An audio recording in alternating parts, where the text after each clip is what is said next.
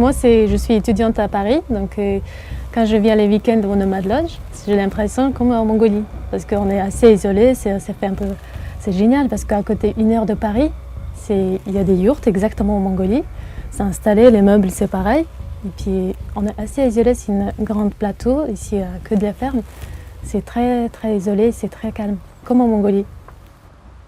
Donc je vais vous montrer votre yourte. Donc ça c'est pour les adultes, les doubles.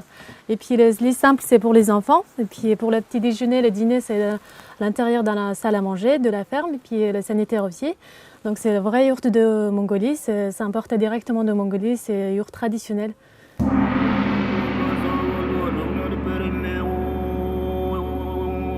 la yourte il y a plusieurs règles. Pour entrer c'est pied gauche. Et puis les femmes elles montent vers la gauche. Puis les hommes montent à droite, vers la droite.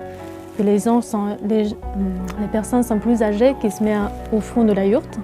On a beaucoup de respect de l'âge et puis de le respect de la nature. Donc les yourtes, c'est vraiment fait pour les nomades parce que c'est facile à monter, facile à démonter.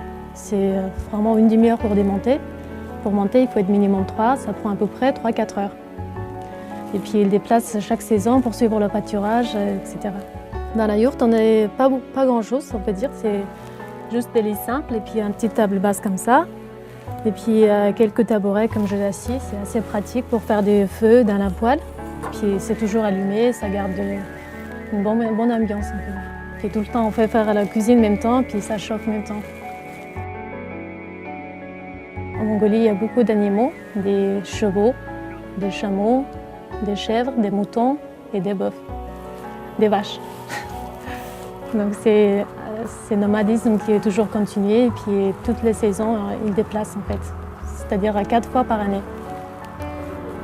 C'est totalement dépaysant, je veux dire, même si on est en Seine-et-Marne, c'est-à-dire pas si loin que ça de Paris, vraiment là on a l'impression d'être ailleurs, limite dans un autre pays, donc ça c'est vraiment sympa et c'est ce dont on a besoin là, en fin de semaine et puis de se retrouver comme ça, tout le groupe, c'est vraiment très sympa.